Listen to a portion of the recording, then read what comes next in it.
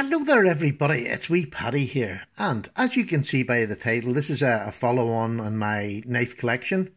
I had started off doing my traditionals, and I've got about 3 of them to do, 3 videos. I've done one, I've 2 more to do, but I thought I'll split it up. I've been doing quite a lot of traditionals, so I'll get back to a wee bit of more. This is still my main part of my hobby. I love my traditionals, and I'm beginning to love them more, but no more than I love my ordinary knives. So, this, to be honest, I mean, sometimes I show a couple of quite expensive knives. This would be my most expensive batch of knives in my collection. There's 1 or 2 other expensive ones, and that's it. Most of them are just everyday working tools, you know, somewhere between $100 and $20. That would be the most in my collection. But in here is some of my most expensive ones. And quite a few of them are gifts from people, but I don't want to go through all that today. I just want to give you a quick run through to let you see what I have in my collection.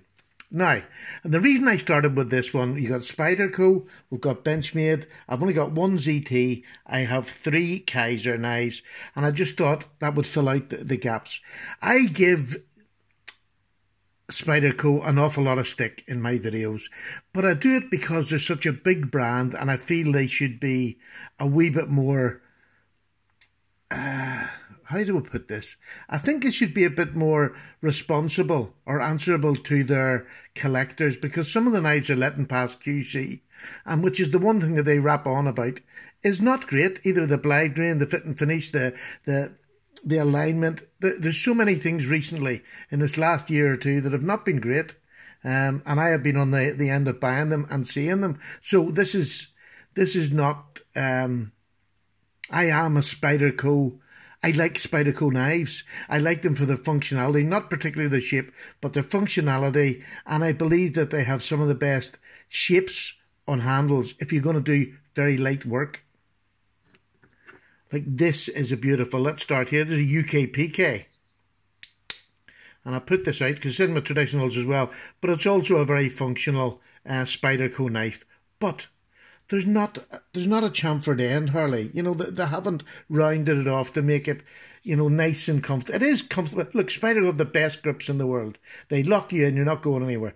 But as far as comfortable goes, they don't tend to make comfortable grips, in my opinion. The likes of the PM2, which is an amazing knife, an amazing work knife. I put the aluminium scales on because they're rounded over. They're chamfered. They make it comfortable to do harder work, especially in that grip. They make it so comfortable. I don't feel I have a deep pocket carry clip, which should have been on a PM2. But, I mean, it's now a very functional knife, and I love it. Absolutely action to die for. Now, here's a Chinese-made knife. And look at the Chinese-made knife. It has chamfering all around it. And this is supposed to be their cheap, the cheap end. 8CR13 MOV, the beautiful Tenacious, which is an amazing work knife, really comfortable in any grip, and it's made cheaply, but it can do chamfering. And you know, you can pick this up for what, $30, $35? That there cost me about £80, which is just under $100. So, I mean, that's not right. You know, that's not right that a knife can be done this cheaply when you're spending this much money for a... I mean, this is made... Let's have a look. Colorado. And they cannot chamfer the ends of this.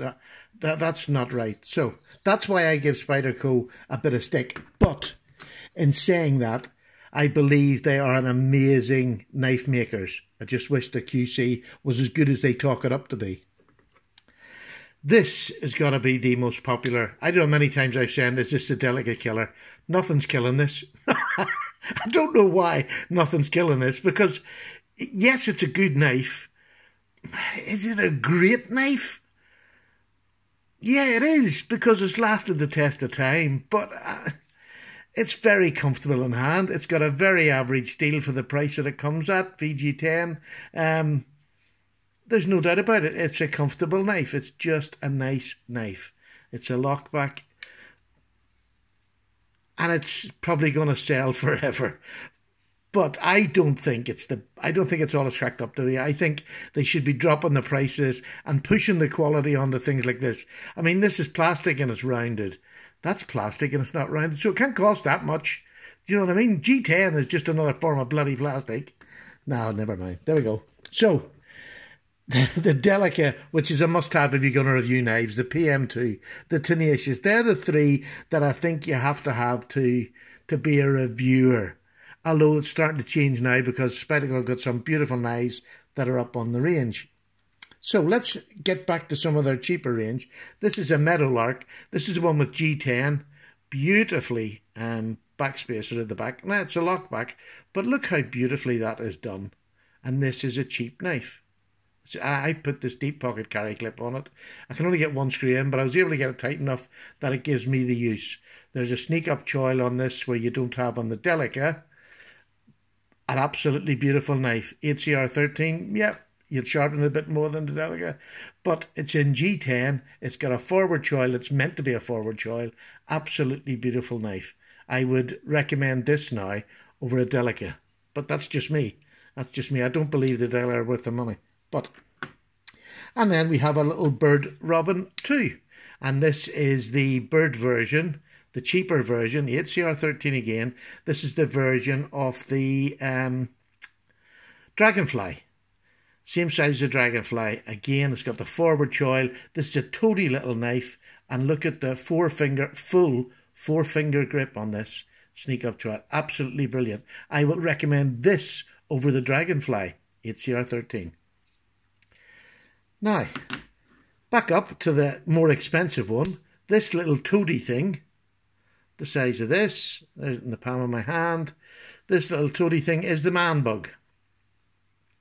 One of the most useful knives Spyderco have ever made, in my opinion.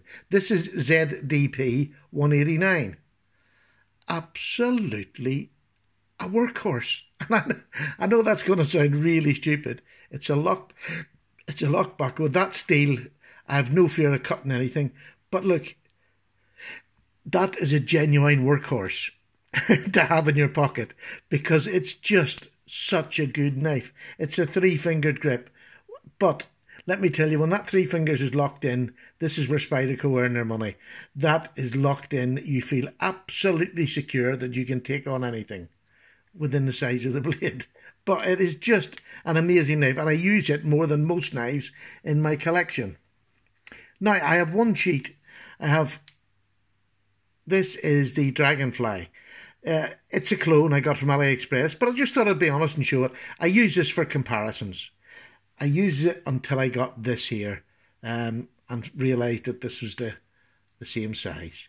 This is the Bird range. So I've got this now. I don't have to use this, but I would never try and pass this on as anything. This will stay in my collection, and sometimes I'll pull it out. Do you know what I mean? But there we go.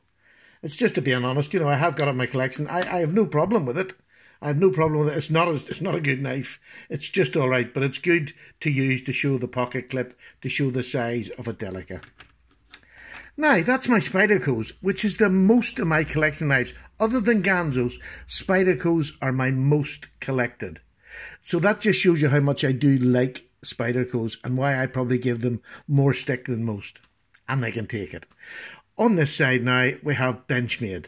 And we have my ZT and my 3 Kaisers. I'm going to start down at the Kaisers. This is the budget range of Kaisers. This is the, what is this one? This is the Japanese Akudo steel, which is like a 440 steel. This is a Vector. This is the push button, which just drops. Really, really lovely little knife. Is it the best push button in the world? No, but it's a really reasonably priced knife, so it's absolutely fine by me. The 440 Akudo is fine, absolutely fine. I haven't tested it against 440C. I don't need to. It cuts fine and it sharpens fine, and more importantly, it drops fine. So there we go. It's a wee drop, and it's a lovely little knife, especially a starter knife. Very, very slippery. It's for light EDC, not work use, I would say. This is one that I've had longer than most in my collection. And this is the Kaiser, and he's forgotten, Sliver. Forget that name all the time. This was a gift, a beautiful knife. This was my first S35 VN knife, and I love this starburst. I just love it. Is it the most functional knife in the world? No, but I think it puts a smile on my face. When you bring that out, it puts a smile on my face. It's such a light little knife, but a beautiful part of my collection. Never leave. It's there. Now, we're going to go down here to my most expensive Kaiser. And this is just an absolutely amazing knife. This is the small. These were a limited edition.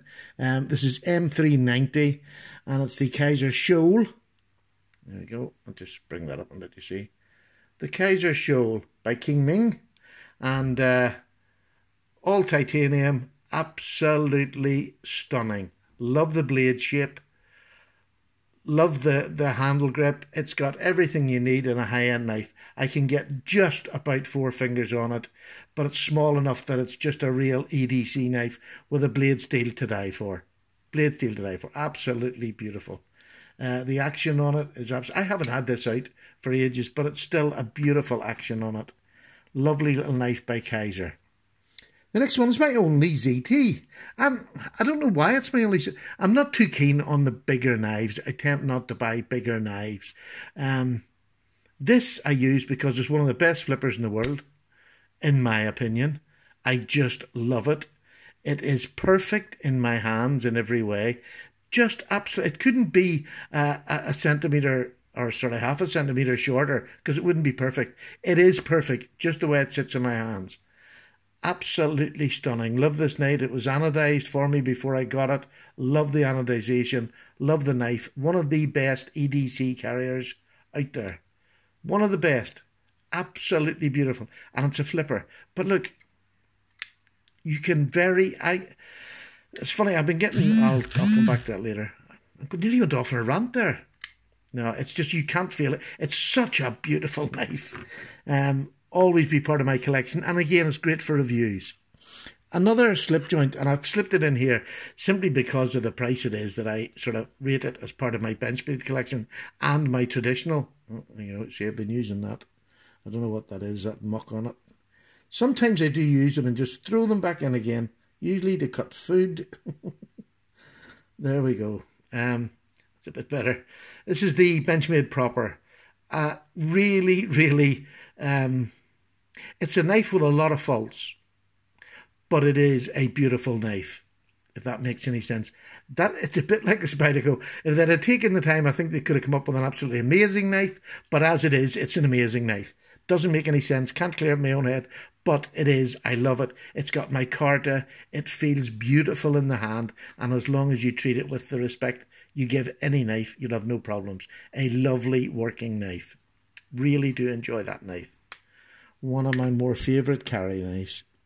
The next one is not that long to me. This is the Mini Grip, but this is the new version with the G10 scales. Look at them coloured backspacers. Or backspacers, the liners, they're just beautiful. Just a gorgeous knife. I put this clip on it because I find it more comfortable than the deep carry pocket clip it came with. This lets me work harder with this knife. I found that the deep carry that came with it, when I put it into work mode, it was very uncomfortable very quickly. This is just a beautiful work knife. Love it to death. Just had it recently. Really expensive. Is it worth it? Yeah. Benchmade would be my favourite knife company. So, well, my favourite expensive knife company. Benchmade would be it. Ganzo's probably my favourite company because I've got more Ganzos than any other knife. So, go figure. But I do love my Benchmades. This is another this is a match winner. This is everything that you want in an EDC, and yet people can find so many faults with it. That don't like the covers, that don't like the fact that it flexes a bit. You know, I have to squeeze hard. Oh, that's terrible. That doesn't affect my knife one little bit. When you're pushing really hard in wood, yes, you'll get a wee bit of flex and you'll feel it in your hand. But that's it. Once you know what's going to happen, it's not going to scare you. You know, it's not as if somebody's coming up behind you and going, boo, every time it flexes. It still does the job, no matter whether it flexes or not. It's an absolute amazing knife. The knife of the year last year, definitely, without doubt, the Bug Out. Love my bug out. Now, the last one is my grill knife. And when I came around, I genuinely didn't think I would ever have a knife this expensive. Isn't it funny how this addiction gets you? But it's still my grill knife. I've got it. It was a gift. It was one of the best gifts you'll ever give a knife person because it was my grill knife. And it hasn't changed. It's still there. I still believe this knife will forever be my favourite knife. Now more nostalgia than the knife itself is good, but the knife itself is good, and it's a bit like the Delica or the PM2. It's been around for years. It's survived everything that's been thrown at. There's new iterations of it, but I still like the aluminium one. This is the one I wanted. Absolutely perfect in my hand. This is one of them knives that you just pick up and you know you could work all day with it and not get a hot spot. For me, it is the most perfect knife. Just love it. Love the axis lock action that you get with it. Love the sound of it. Just everything about it. That is my favourite knife. So I'm going to keep the honesty vein. I got this the other week. I don't know whether you've seen me. I haven't done. I won't be doing a review or anything on it. This is just a pure clone. And I got it because I'm thinking of getting the 943, which is the other version of the 940, which is the drop point blade there. And I got it to see whether I liked it enough to actually spend the money, because it's, 200 quid. It's dear. It's a lot of money to me. I don't throw 200 quid out lightly. So I was able to get this. It costs £16. It's probably 8CR13 if it's that. Well, I think it is actually somewhere around that. An MOV steel. Sharp as a razor. Do I like it? Yes. Do I want to buy one? Not sure yet. But I have this to take out, and I fiddle every now and then to see whether I'm going to buy it. So that's the start of my my real knives, not my traditional knives, my real knives. What do you call it? This is the modern folder. This is my modern folder start. So I'll interchange these with the traditional lookies. Now, I'm away for a wee cup of tea.